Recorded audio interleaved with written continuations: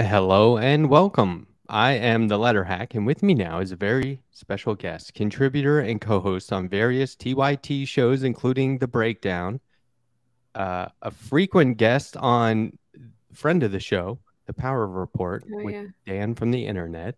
It's Yasmin Aliya Khan. Yasmin, how are you? I'm really good. Thanks for having me on this show. This is fun. Thank you so much for being here. I really appreciate it. So, this is what we call it. We say that you're in the hot seat because you're going to watch me draw you, right? But Yeah. I'm in Yeah, the hot that'll be seat fun. too. I'm gonna watch you watch me draw you. And this No is kind of pressure. well, it's part of why I do this because I have to get used to this kind of stuff. Like There you go. I'm coming out of my shell. But anyway, It's good to challenge yourself. Yeah. well, okay, so I'm learning that. But it's good to have you here. Thank you very much. I'm pretty sure that everyone watching knows who you are. But the way I always start these off is by asking for your origin story. So while I get in on this drawing, would you please give us your origin story and tell us how you got into this line of work as a commentator and a podcast host? Yeah, very much by accident, I'll say. Oh, Almost reluctantly even. I got into all of this. I think let me see how far back I want to go. Way back in the day, I think I had a job and just like a retail job when I was in college. And I think like one day it occurred to me that some of my friends, like people who I saw every single day, didn't really know a whole lot about like me or my beliefs and things like that. And they didn't really get that maybe I would have a different perspective on certain things going on in the world than they would. And I guess it's really sweet because they just saw me as Yasmin, as just like their friend. But I had all these different experiences and backgrounds and things like that that kind of colored my perspective on things. So whenever we would talk about, whatever was going on in the world, I would always seem to offer a different perspective on things. And hmm. then from that, after a while, my friends, whenever they had a question about what was going on in the news or in the world or whatever, they would just come to me and ask me because they said that I always knew. And they would ask me Oh, questions like, well, why do these people feel this way? And I say, well, because of this. And they say, oh, well, what do they want to happen? Well, what they want to happen is this, but it probably. And so I would always just have the answer because whether I was aware of it or not, I was always kind of keeping up with this stuff already on my own. So uh, after that, I went and I had a job in digital marketing. I have an MBA and I had a focus in marketing. And then from there, I got a job working as a marketer at like this little boutique firm. And it was very boring. It was very boring work. It was like like data entry stuff for the most part. It was like really, really tedious. And there's no originality or expression in that kind of work. So one day I realized, I had a lot of things that I was always thinking about and saying. And at that job, I was actually on Twitter all the time because you're sourcing material for social media for different clients and things like that. So this was in 2015. I was seeing everything. That was when Obama was on his way out of office, Trump was on his way into office. I watched the whole thing happen. It's like if you were just on Twitter as much as I was at that time, you literally saw Trump become the president just right there. And it kind of it was a little scary and it was hard to stomach sometimes. And I just had a lot of thoughts. So I needed a place to put them. So I went home one day after work and I just built a website and I started a blog. And then I would just post on it. I wasn't like trying to do anything with it. It was really just more of like an emotional and creative outlet for me. But people started to read it, not like a really, really humble following. But somehow J.R. Jackson found my blog. And he's the one who was like, you got to do videos to go with the blog post. And I was like, I don't really want to do that. So it was only when he told me to do it that I started doing just like really, really terrible videos on my phone. I would write my blog post and then I would just like do a selfie style video on my phone, just kind of summarizing it. And I would put it on my Instagram. And from there, I got to meet the people at the TYT studio. I went there and I met up with JR and I met some of the other hosts there. And then you know, things kind of leveled off for a while and I kind of kept doing my own thing. And eventually I launched my own podcast. I learned how to podcast. I built it from the ground up. I had to learn audio editing and engineering to, like, even now, like, I'm not very good at it. I did all the graphics, everything for it. And it was very much a learning process putting this podcast together. So it was like a labor of love.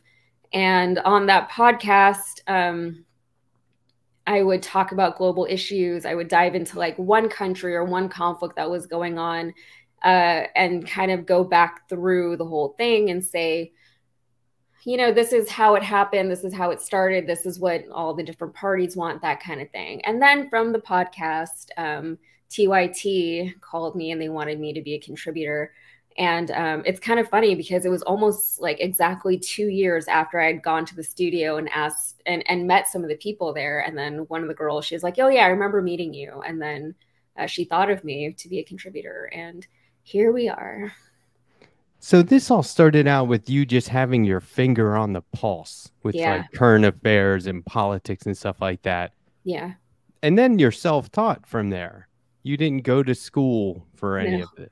No, I have a degree in English Lit and an MBA that I don't use. I don't use my MBA at all. In my mind, when I was in school, I got an English Lit degree because I always planned on going to grad school. Originally, I was going to do law school, and then I ended up going to business school. And the idea was always to just have a job that was super comfortable and reliable and pays well so I can just go do my job and then make my money, go home and live my life, right? And I thought that was like a really safe route. But I did that and I got there and I was like so bored and so unfulfilled. And I had these other interests that I don't think I was even consciously aware of for a long time. So when I say all this happened by accident and very reluctantly, it did. So, I mean, you could have fooled me because you're so good at it. Like you're a natural. I mean, I venture to say this is what you were meant to do. Do you ever feel like that? Do you feel like, I mean, I know you're maybe sometimes not always as comfortable as you would like to be, like having to learn on the go or whatever, but do you feel like this is where you should be? I mean, there's definitely a lot of imposter syndrome, or maybe, I mean, there's less of it now, but especially initially, it was like, I'm not educated in this field. I'm sure there's so much that it was just always plagued by, there's something that I don't know that I'm missing that I should know that everybody else knows and they're not telling me, right? So like that was kind of a thing that I had to just get over and deal with. It does feel like, I don't know if you want to call it destiny or fate or whatever, but it does feel like I ended up where I was always supposed to be, because all these things that I talk about now are not new. I've always been talking about these things to a certain extent, especially after 9/11 back in 2001. I was in 8th grade when that happened. So however, like 12, 13 years old or something. And I remember just like being very into that, you know, and just like thinking about what it meant culturally and politically going forward. And I was so young. I was 13, and I feel like you shouldn't have to think about things like that when you're that young, but I was. And I've always considered myself a writer. So I was always like, oh, I'm fine behind the scenes. I'll just do like copywriting or something like that. But it really like just wasn't fulfilling. And so I just started doing my own thing on the side. And then that's what took off more than my marketing. I got fired from my marketing job, actually. So yeah, maybe it was meant to be.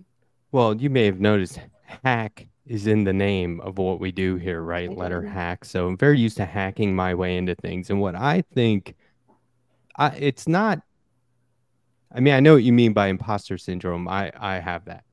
Yeah. But I think that I think a big part of that is knowing when to seize the moment, right? You see a window, you go through it, right? And that's very courageous. So that's another part of what you have been doing. So don't sell yourself too short. Yeah. But I wonder, when you talk about like having to learn the graphics and the video, how do you, and like, you know, this is probably relevant to, you know, your current level of ability. How do you balance production and like performance? Like you know, do you put more emphasis on the behind the scenes stuff or being in front of the camera, or is it like evenly balanced? I think whenever I like the content for me comes a lot easier, right? And for me, I'm always worried about how things look and if it looks, I don't know if professional is the right word, but just looks like I know what I'm doing, right? Yeah. Like that's always kind of a concern for me. If it looks intentional, like I wanted it this way and this is why I'm doing it this way, not because I'm just not as good. But I mean, obviously, if you go back and look at some of the earlier stuff that I produced, you can definitely see, you know, where I've grown and evolved, and that's cool. But I think I'm always like very preoccupied with the production side of things, even though I don't like the production side nearly as much, obviously. But it has been a balance. But I think, you know, where something like imposter syndrome comes in, or where something like not having a traditional background or education in its particular field, I think what that does, it just makes you work a little bit harder because you're always trying to like catch up and keep up with things and making sure that I'm ahead of the curve and not falling behind, and being competitive to a certain degree as well. And I don't know, I talk too much in life anyway. So I guess I always knew that I could talk if I had to talk. I've never had a fear of public speaking or anything like that. So I just don't worry about that part as much. What's your process like when making I call them informative videos for lack of a better term, but when making videos, um, what how long do you put into like tell us what the average length of one of your videos is, and then kind of explain how long you work on that. Like, do you have like a limit where you're like, nope, I don't go over this many hours, that becomes not worth it, or is it Yeah. however long it takes? I think it's however long it takes. So right now I do daily videos with TYT, and I think I do 4 a week. And the process is, you know, it kind of varies every day, but I would kind of like look at a few different stories and pick one that I think that I could, you know, do a good story with. And sometimes if I'm more limited on time, I'll pick an easier one. And other days, if I do have the time and I do think the story is important enough, I will take a little bit of extra time to like delve into the details. My personal process, and I can't speak to what the other contributors are doing because I think we all really do have our own style. Mine is I really do research my topics as well as I can. I really try not to like mislead people by giving them too much of like my own personal. I mean, like with all my work, what I always say is that you'll know how I feel about a topic or an issue, but I'm not telling you that you also should feel that way. But Ah, I'm big on like just making sure that people at least have the facts, and then I'll like give a commentary at the end, you know. Um, but the facts are, and even in my scripts, whenever I jot them down and I send them to the production team, I always like have sources. It's like the lit major in me. I've cited everything, you know, everything is cited. It comes from somewhere. And I think they appreciate that. They like that. But a lot of it is just usually I will just sit there and read the article or watch the video that I'm going to be commenting on. And then I'll read a whole bunch of other supporting articles, stuff that answers questions that I might have. And then once I do that and it's all in my head, then I can kind of just like spit it out and type it up and then shoot it. So, yeah, I guess that's the process. just so everyone knows, as always, there's links to all of Yasmin's work in the description of this podcast. You should scroll down and make sure you check that out and support her work. Subscribe to her channels, and follow her social media. Is there maybe one story that you would like to talk about more? And like I always imagine, like, well, what if you had that one story that took off and everyone knows you for it? Now you're pigeonholed. Would that be okay if it was a certain topic? You know, that's a really interesting question. I think trying to decide what I want to say here. I think my specialty has been I used to focus more on international stories, Like when I had my podcast, it was called Global Thread, and it was always something international that was going on. And the reason why I did that is because I don't know, I just felt like a lot of these stories about what's going on in different countries, they would get some airplay on the news in, like CNN, MSNBC, whatever. But it would be like maybe 15 minutes, and then they would be talking, and all these names would be spit out. And you're like, I don't even know who these people are. I don't know who these characters are. I don't know who these groups are. And, for such a small segment on the nightly news, they didn't have time to go into that kind of context. So I had the idea, well, I'll do a podcast where I kind of give people all the background information, and then they can go forth as more informed viewers, or what's the word? Just people who are like keeping an eye on things, right? So they would at least know what that is going forward. And that worked out really well. So I think what I would like to do is get back to that. And I probably will be getting back to that very soon. So everybody keep an eye out for whatever is coming next for me. But that's what I'm saying. Follow Yasmin on social media. You just, I mean, you can't be as good at what you do without some sort of like, there's something around the corner. Yeah, and it's like right around the corner, but I don't think I'm supposed to like announce it yet. But it's right around the corner, and I am very excited about it. But I think I would like to be known for that. I've always really liked history and geography and geopolitics, so I think that's kind of more my niche. And especially like with TYT on the damage report with John, he's always really good at kind of paying attention to who his co-host is that day, and kind of, working in some stories that they know that he knows that I would be more into. And so sometimes we'll get more Texas stories, or we'll get more international stories there. So that's cool. But for my content on Rebel HQ and the breakdown, I tend to focus more on, national domestic issues, whatever is relevant here. Because those things are just more timely, for coming up with something every day, and they're easier to talk about in a quick video. Like I can't give a whole history of a country in 10 minutes or however long. So, but yeah, I think I would like to be known for that, for more global topics. Anything that you'd never want to talk about? Is there like one thing out there where you're like, I am done with that topic? I can't wait for Trump to not be relevant anymore. I was really happy when Tucker Carlson got done. I mean, he still comes up every once in a while, but I'm glad that he's not there. But other than that, like there are some topics that I don't talk about too much.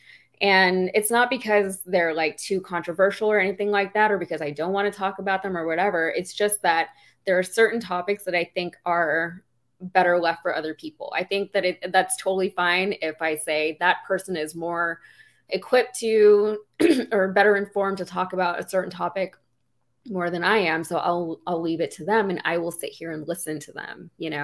I think that in today's landscape of commentators and commentary, everybody feels like they have to have an opinion on something. They have to, have something to say.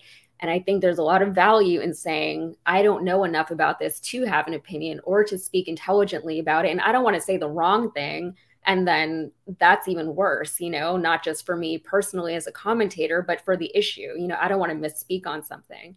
So there are certain things where I'll just say somebody else can talk about this, somebody who has more personal experience there or whatever. So you are very good at articulating certain things in a way that I've heard other people say, but it comes across clearer.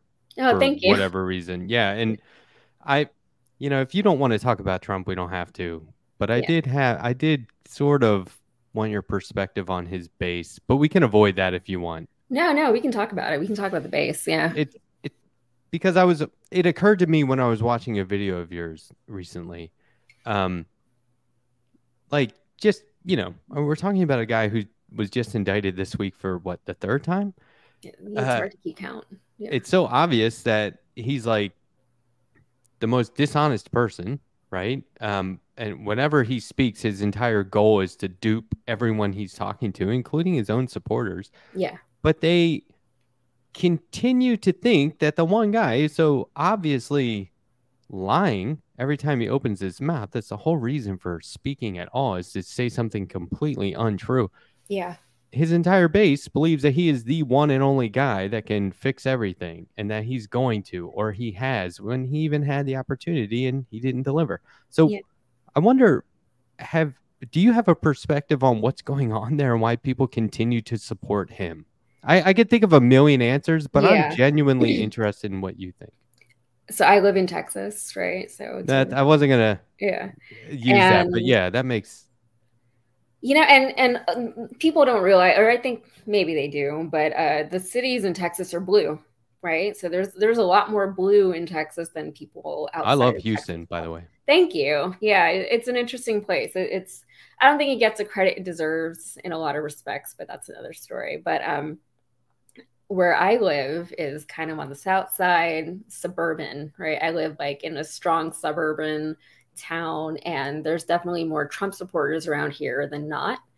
And it's kind of difficult for me living here sometimes, but it's, you know, it's the nature of life just outside of the city that I don't think people realize. And a lot of what I've seen interacting with these people, and some of them I interact with regularly for reasons, but they don't leave, right? Like they do not leave anywhere. They don't go anywhere. They barely ever even go into the city. They barely even go into Houston or Galveston, right? They don't leave. They don't leave the neighborhood. They don't leave the suburb. They live in gated communities. They barely leave those, right? Like the worst like MAGA people that I know stay home all day and do nothing because they're retired and they do nothing. They garden and that's about it, you know? There really is like an unapologetic ignorance that they are choosing, you know? And they watch Fox News all day, or they're on Facebook all day, which is probably worse. And I think a lot of them start to embody and just believe these like QAnon ideas, and they don't even realize it, you know, because they don't go to QAnon websites or anything Right. like that. They just saw something on Facebook, you know. Echo chamber. Yeah, and it's really disheartening to see, because it's a really it's like people can just like fall down a rabbit hole, not know that they're falling down it, not know that they're in the hole at all. And I've seen it destroy relationships, you know, like parents. And I think they were just talking about this in a video the other day, actually, because I think it's been fresh on my mind lately. But it really is like voluntary ignorance, right? Because even if you try to tell them something, they don't want to hear it, you know? And a lot of it, I think, also comes down to there is a common denominator that these people are like very, very religious people. And, you know, I think religion really primes you to not ask a lot of questions, or to believe in something that you cannot see or cannot prove. So they already have this belief in faith, you know, like they think that that's a virtue. Whereas some of us might say, maybe it's not as big of a virtue as you think it is, you know? Yeah, and that closes you off to other ways of thinking. Anything Yeah. else you hear is a step away from your belief and your faith, and so it's got to be wrong. That makes a lot of sense. See, I knew. I'm glad I asked you that question. Thank you for allowing me to. I ask everyone that comes on this show the same thing, and I'm starting to get a lot of the same answers. So it's almost predictable what people will say to this. But do you consider yourself a journalist in any way with your No, work? I only recently realized that people refer to me sometimes as a journalist. That was news to me. And I think, no, I don't think, because I never went to J school, you know, I don't have any formal training in this. I've never had like an official job at like an official network or anything, even though TYT is, I think it's pretty significant in that realm, but it's still independent media. So I think it still doesn't get like the respect that it probably should for how long it's been around. But I think I also have friends who are like real journalists, and the work that I do just seems different from the work that they do. So maybe I wouldn't argue if somebody referred to me as a journalist, but I don't think I would refer to myself as that. No. Here's the silly analogy that I've started to use. Let's say we're stranded somewhere and I'm injured and you know how to save my life. You're now the doctor in that situation, although you might not have had med school. But I think, and this is kind of another question, I think that the rule, the Hippocratic Oath should apply, right? First, do no harm. Even though you don't have the professional training and you didn't go to Yeah. med school, you're the one who has that bit of knowledge that's lacking in the group, right? And so do you think that even though you might not be an official journalist or technically a journalist, that there's a certain amount of journalistic responsibility that applies to your work? Like, I think the answer is yes, because you said that you would provide sources to TYT and stuff, Absolutely. Yeah, right? no, I take that stuff very seriously, actually. So And integrity. I don't know. I can't speak to any of the other contributors that I work with, but for me personally, that's always been like a really, really high priority, I would say. Even whenever I'm doing stuff for myself, like when I'm working on a podcast episode, I still sourced my points just in case somebody asked me where something came from. I can say it was here, or if I have like the show notes, I say these were all the sources. And I think part of that is I want people to know that I am doing my best to not lie to people or not to mislead people, because I think I got into this in the first place because there's so much misinformation out there, and there's so many ways to even interpret data. So even if you have one bullet point or one fact, there's still different ways to interpret it and to spin it into a story or whatever it is that you're trying to do with it. And I think I do my best to not mislead people in any way. Of course, you're trying to craft a narrative as far as like making it interesting for people to listen to and put together a cohesive story, instead of just spitting out like a bullet point list of facts to people. But my goal is to provide people with the information and then give them some context and then say, you go figure out how you feel about it. So you're And not trying to change minds.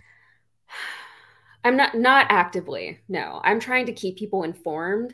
And I think through that, I think that's the base level of anything, and I always encourage compassion and empathy and understanding, but also further education, right? I'm always learning all the time, right? I don't have everything figured out, so I'm not going to pretend to tell somebody else what it is because I don't know. Maybe I don't know, right? This is what makes sense to me right now, but maybe that could change in the future with different experiences or different information or whatever, what have you. And so my goal is always to give people like a starting point from which they can go forth and relate that to their own personal experiences, what they know of life, and what they know of life is going to be very different from what I know of life. Everyone's reality is different. So I believe in the facts starting there. And also, if I misspeak, if I say something wrong, I want to know about it, because I want to fix my mistake. Do you like that term edutainment or edutainer? Have you heard that? I'm sure you have. Yeah, I think it's fine. It's a I think little it's too gimmicky, maybe, or silly. yeah, I think it's silly. But I mean, everything's silly though, right? Like if you ask me, if you ask me, everyone is a huge dork and everything is silly, right? Like I see the world that way. I think everyone is a dork. If you talk to anybody long enough, you'll see that they're just a huge dork. If you talk to, Chris Evans long enough, you're like, you're a dork, whoever it is. So edutainment, I think that's fine because you have to be entertaining, you have to be engaging for people to want to listen to you in the first place, right? Learning does not have to be boring. It should be fun. It should be engaging. I guess the thing to look out for would be making sure that you're not focusing too much on the entertainment side of things. And Yeah. with things like Instagram and TikTok and Twitter or Threads, whatever, there's always the onus to be more provocative and more expletive and things like that, because that's how you get views and that's how you get growth, like quick growth, fast growth. That's how you go viral. I don't go viral because I have like a really bad social media presence. I'm bad at social media, but it's almost like a stubborn resistance to it because I don't want to be that, because I think that it's really easy to say something very quick and snappy in a 30-second video, but there's no context there. And that's why I went the opposite way and I started a podcast. You know, I was like, no, I need 45 minutes to talk about this, not 30 seconds. And, you know, that's my own personal style, of course. I'm not expecting everyone to do something like that. And it's a lot of work. I always joke that I never make things easy on myself. Like if I really wanted to, I could have just been like a makeup blogger and just talk about mascara all day. No offense to makeup bloggers, of course. But of course, I was like, I'll do geopolitics instead, you know? So, well, yeah, I mean, you want clicks, you want views, but yeah. you don't do things just for clicks and views, right? Yeah. Do you think that your work inspires people to take this stuff more seriously? And you know, everyone's like, oh, do your research, and what they mean is spend more time on Facebook or something weird like that. But do you Yeah. think like the way you go about it inspires viewers and people who absorb your work to sort of take on that same level of interest in their own lives?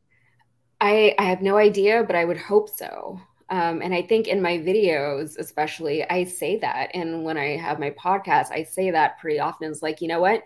This is your starting point. You go forth and keep reading and keep learning as much as you can about this. And I'll give you all the buzzwords so you know exactly where to start, you know, start Googling or whatever it is, you know. And I really do hope that people take that advice, you know, because I want them to, you know, and there's no way that I can fit everything about one single topic or even one single news story into a 10-minute video. There's just no way. And I hope that people, and even, you know, whenever I offer my commentary at the end, a friend of mine actually, who is a journalist, he jokingly, but also very truthfully said that I have a neurotic both sidism about me. And, it's kind of true, you know, and it's not that I'm trying to endorse one side and the other and saying both are equal, both are this, right?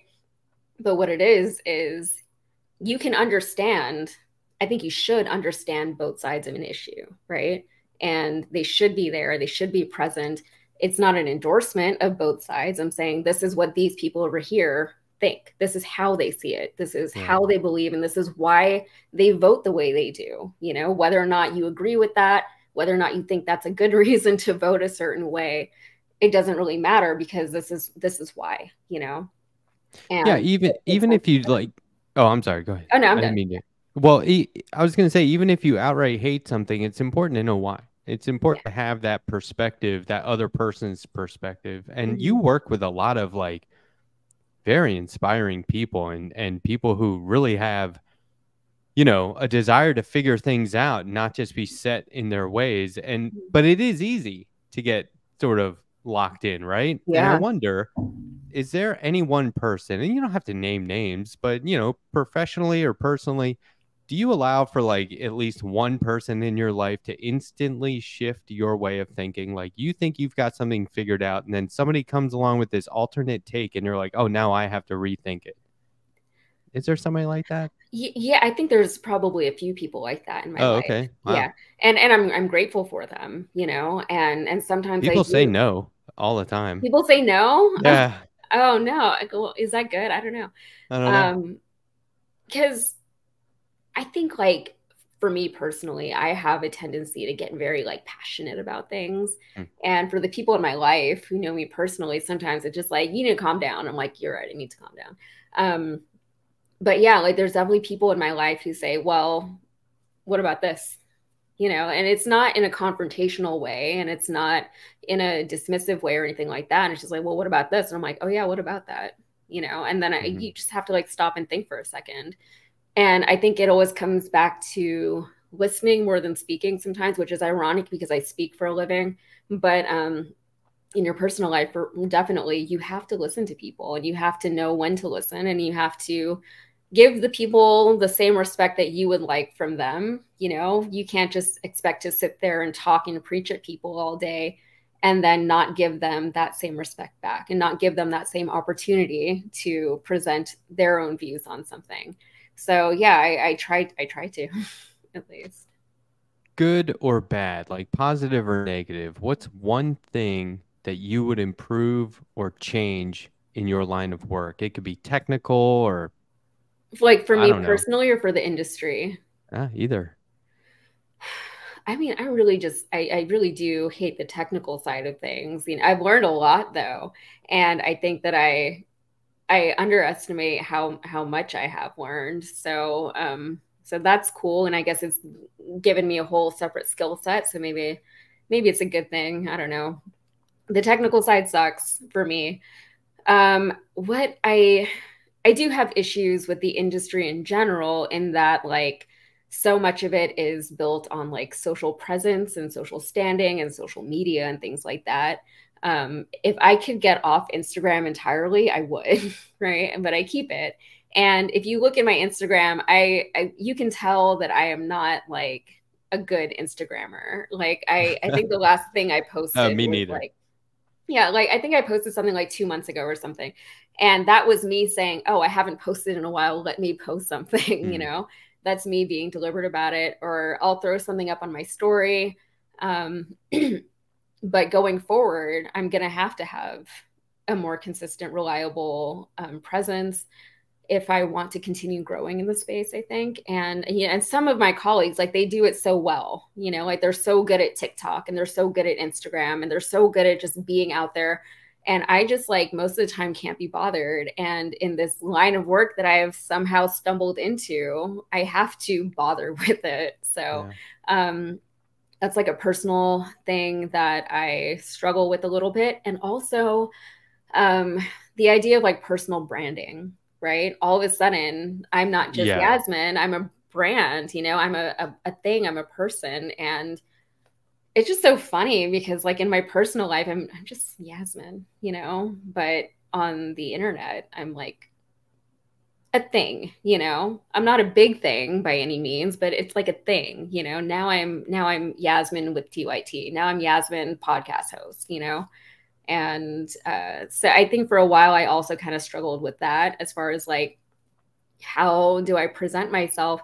And what I ended up doing is like whatever, like my check on myself to make sure I'm not getting too inauthentic or too one thing over another is just like I post things on my Instagram story that are either interesting or funny to me. It's just for me. I don't care if Yeah. anybody else finds it interesting or funny. It's for me. If I do, then I post it. You know, if it makes me feel good or whatever, I'll post it. And that's my check, you know, because I think there's always the impulse to, or you feel obligated to like post and post and post. And I was like, I'm just not going to do it. Yeah, I mean, even if you weren't doing this for a living, we live in such a front lines world that people are just constantly. I mean, you can't look at social media without being like, "Oh no, I'm depressed. Yeah. I'm Yeah. doom scrolling, and I didn't even mean to." It's just Yeah. kind of on the feed. I wonder, how do you unplug? How do you escape? How do you get away? Like, give us Yeah. some advice. Well, I think it's funny because I think people assume that I'm just like always online and always on my phone. I'm not. When I'm not doing a show or working on a video or whatever, I'm not really on my phone very much at all. Sometimes I'll leave it in a different room. I'm just like sick of my phone at this point in life, you know, and I don't like that I'm feeling disconnected from the real world because of my phone. I don't like how it's always it's right here, you know, it's like it's Hmm. here all the time. And it's kind of conflicting because I've made a lot of really great connections through my phone and through social media. Like that's how J.R. Jackson found my blog, was just because I posted something and however he found it, you know? So I owe a lot to that. And I somehow got really good at like actually networking on these social networks. But I have a lot of hobbies that I've taken up. And so whenever I'm not working or any of that, I'm cooking or I'm baking or I'm decorating my house or I'm playing with my hair or like whatever it is, you know. And whenever I'm doing that, even if I'm cleaning, right, I try not to have headphones in my ears when I'm doing that, and just I have to really work at like being present because I think I'm not. My head is always in a million different places. So it's like a deliberate thing for me to do. And it's very meditative, I think, especially like sweeping and doing the dishes, you know, because like you're doing something. And in a weird way, it reminds me of, you know, back in the 90s before we all had devices that we were glued to and social media. That's how I used to exist as a child. And it feels comforting to like return to that peacefulness, you know, not feeling obligated to have a podcast in my ear all the time, you know, not worrying about what I'm not learning, what I'm missing out on, you know, just this is what I'm doing right now. And I have to meditate. I've been meditating for a long time, like before any of this, but that's been a really useful skill. Even if it's just like in the mornings, whenever I wake up, I'll just sit quietly for like 15 minutes before I start doing anything, you know, even if it's as simple as that with my tea or whatever, you know, that's what I do. I once saw, I was on my honeymoon in Tulum, Mexico. This is before, my understanding now is it's like a big resort, but once upon a time it was very quiet. And I watched this kid, his job every day was to clean seaweed up off the beach. And I said, I know he's not getting paid what he should for that. And this probably isn't like the job that he wants, but I wish I could trade places with him to be off the grid. Right? Do you have like a desire to get off the grid? I mean, I if do. that's even Yeah, like very possible, much. Yeah. like totally off, like that's it. No, not like Mhm. totally tech free, but no Yeah, I phone, no mean, internet. yeah. Well, so my fiance always jokes that I would love to like live in a city. And he said if he and I broke up tomorrow, he would probably go live in the woods somewhere in a cabin, like a full Walden, you know, just like Henry Thoreau in the woods.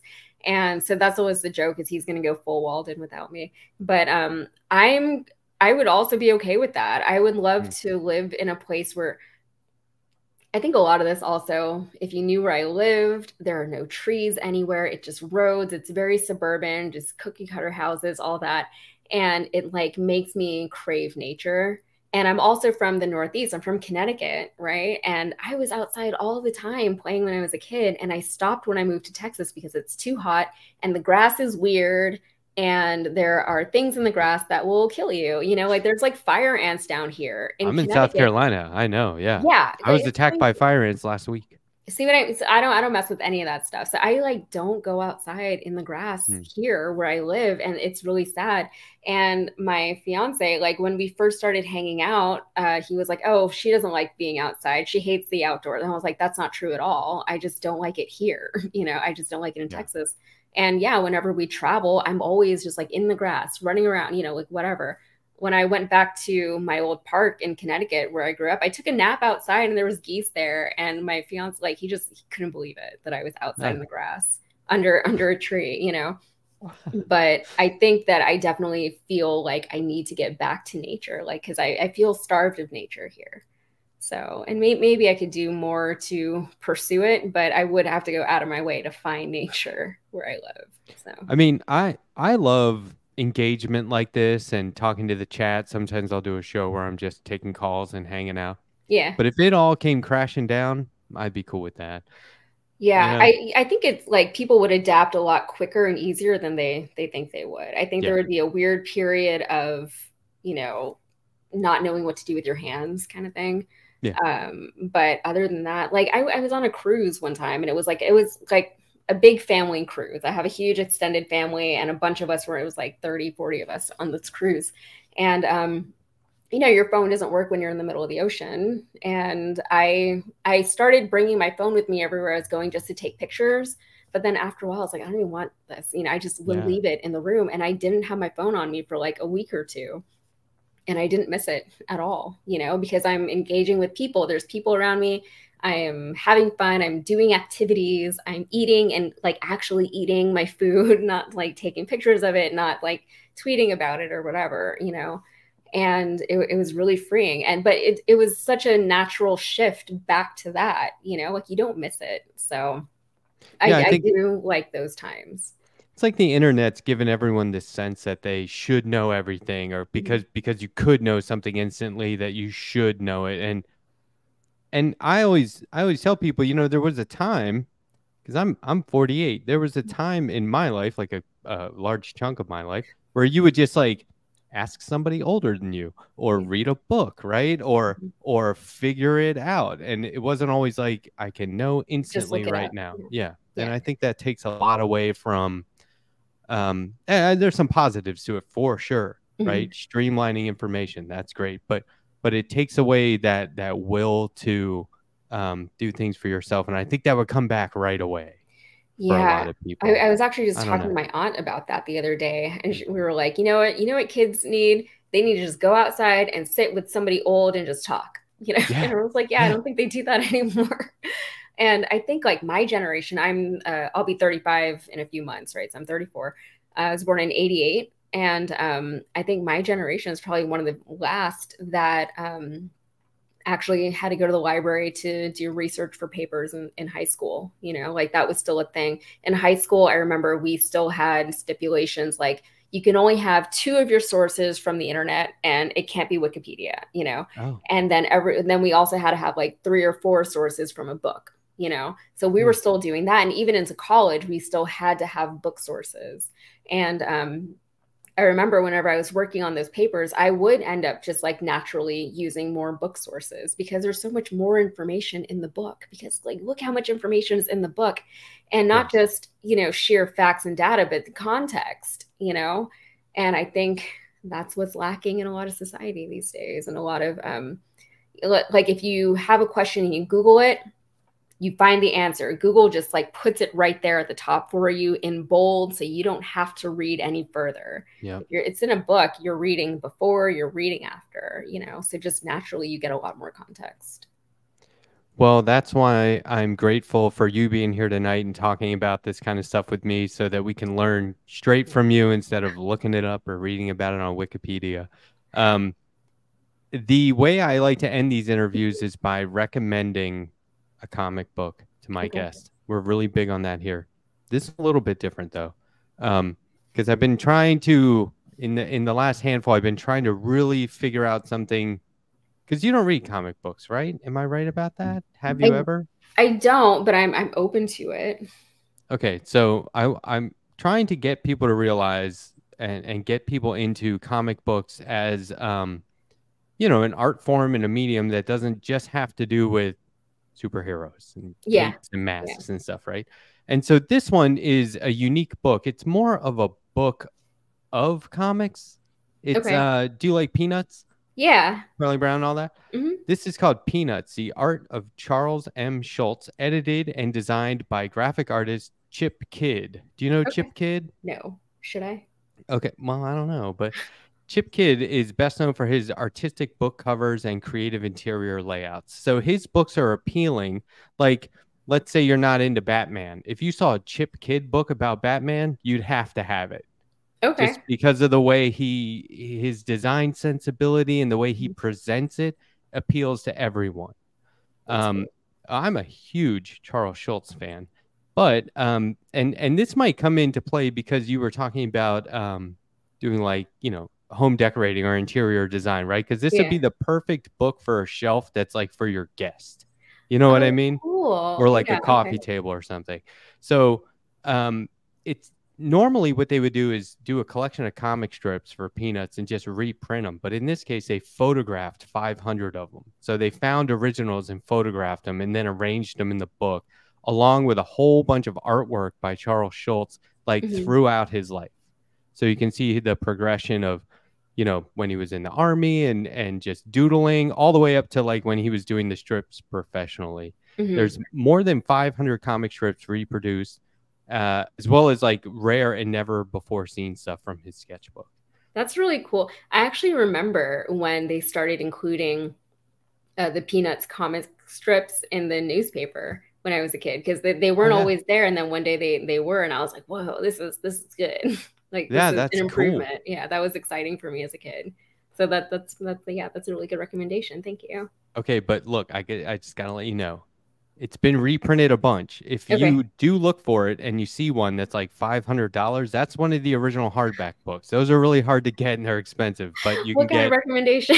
Well, but they've been reprinted a lot of times, so you can get them in paperback. They're very affordable. Okay. You can find very decent copies used. It would be great to have as a used book, actually, because cool. they're reproduced anyway, so you can see like grainy paper texture and stuff like that. So what is new when it comes to that, right? It looks vintage already, so used wouldn't ruin the appeal.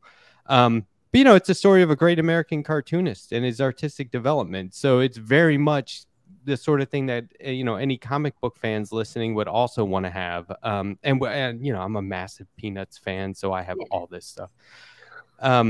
Yeah, so check that out. I'll put that online tomorrow, but later tonight I'll put the final art after I do some touch-ups and blending and refinement of Yasmin. And so follow me on social media and check that out. Remember to scroll down into the description of this podcast and look at all the links for Yasmin stuff. Keep your eye out for more. There's always going to be something great coming from Yasmin. Just around, I promise, it's right around the corner. And then there's something right around the corner. So keep your right around the corner. Keep your eyes peeled.